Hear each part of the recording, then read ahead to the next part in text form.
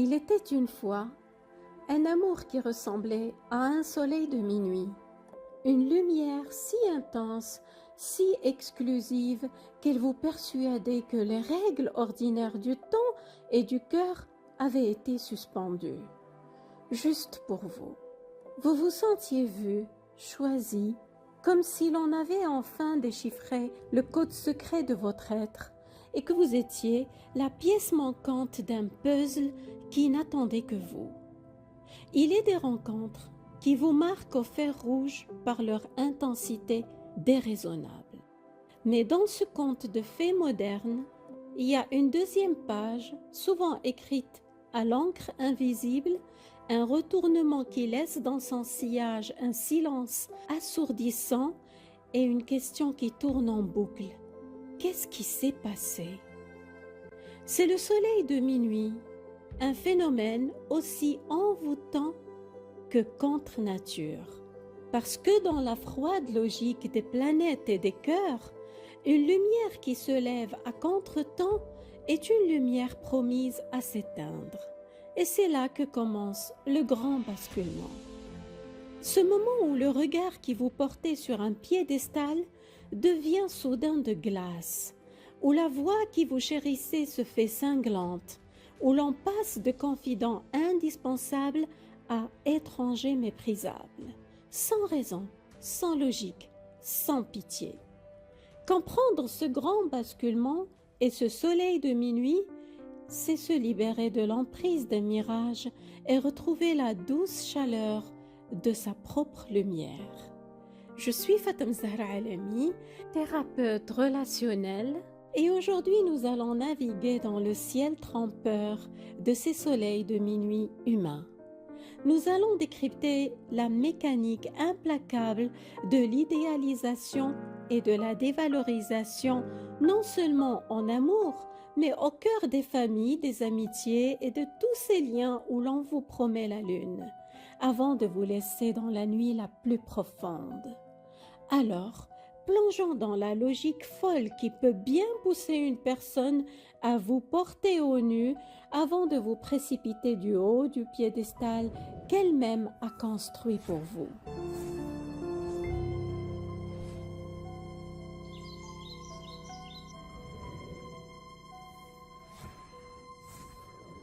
La réponse se niche peut-être dans une blessure primitive.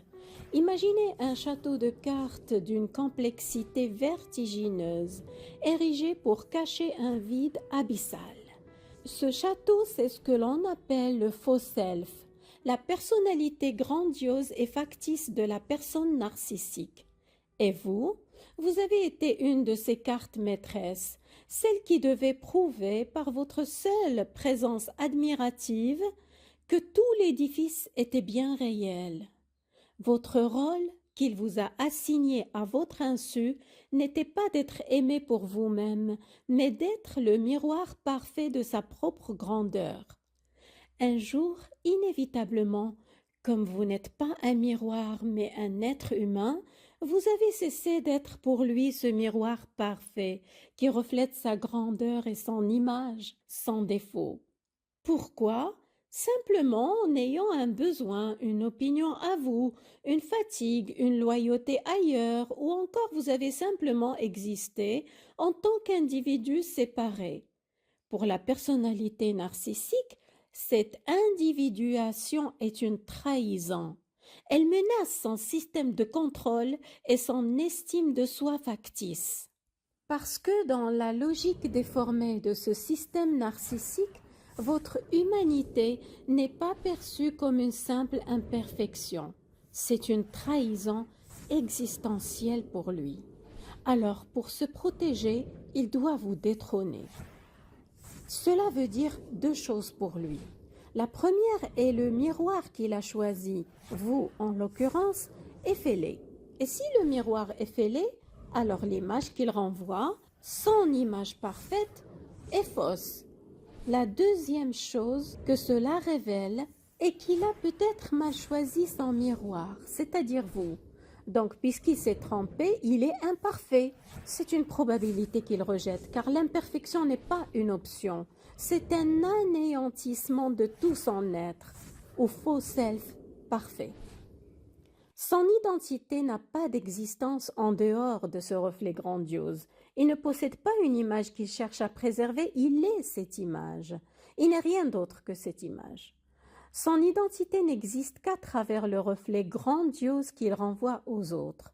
Une imperception n'est donc pas une simple erreur, c'est une dissolution de tout son être. Il confond son être avec son paraître. L'image n'est pas pour lui un masque, mais il le prend pour son vrai visage. Critiquer son image, c'est lui arracher sa propre chair. Donc, que vous soyez le miroir fêlé, ou que ce soit lui qui a mal choisi son miroir, cela menace de faire s'écrouler l'intégralité du château de cartes et de révéler le vide, la honte et la terreur qu'il dissimule. Sa réaction de vous écarter est survivaliste panique. Parce que dans son esprit, il ne reste plus que deux options, vous détruire ou se détruire lui-même. Son équation est simple, brutale et profondément pathologique. Votre existence en tant qu'individu et non pas en tant que son miroir qui reflète sa grandeur est devenue la preuve vivante de son imperfection à lui. Et cette preuve, il doit l'anéantir. Alors il choisit de vous détruire, pas par haine de vous, mais par terreur de lui-même. Il préfère briser le miroir que de regarder ce qu'il y a dedans. Pour sauver sa propre psyché de l'effondrement, le narcissique doit à tout prix neutraliser la source de la menace, c'est-à-dire vous. Il faut comprendre que pour lui ou pour elle, il n'existe que dans cette image, qu'il reflète au monde extérieur. C'est toute son existence qui s'effondre quand son image n'est plus nourrie par l'émerveillement des autres. Il va donc projeter sur vous sa propre honte insupportable. Sa peur de n'être rien devient sa nullité. Son sentiment d'être une fraude devient votre duperie. En vous dévalorisant, en vous rabaissant, il tente désespérément de prouver que la faille était en vous et non en lui. Il se rehausse en vous écrasant.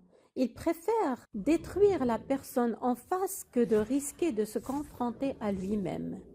Votre humanité, votre simple droit d'exister en tant qu'individu séparé, avec vos propres besoins et opinions, est devenu le feu qui menace de consumer son château de cartes. Sa seule issue, éteindre le feu, peu importe que ce feu soit en réalité votre lumière. Le grand basculement n'est donc pas une histoire de haine contre vous, c'est une tentative désespérée et profondément toxique de se sauver soi-même, même si cela doit signifier vous sacrifier sur l'autel de son estime de soi.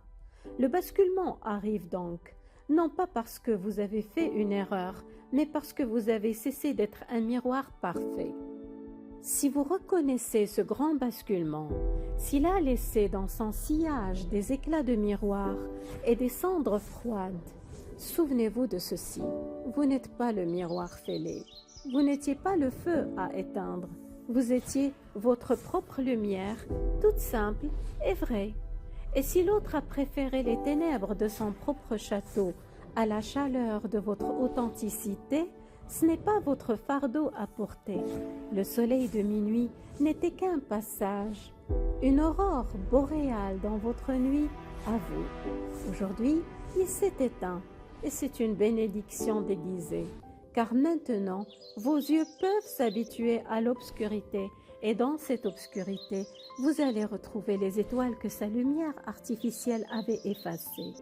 Votre propre constellation intérieure faite de vos forces, de vos fragilités assumées, de votre droit sacré d'exister simplement sans devoir refléter qui que ce soit. La nuit peut sembler longue, mais elle vous appartient enfin, et c'est dans ce silence retrouvé que vous pourrez recommencer à briller de votre propre feu, calme et constant, pour vous et pour vous seul. Prenez soin de votre lumière. Elle n'a jamais été le problème. Elle a toujours été la solution. Prenez soin de vous.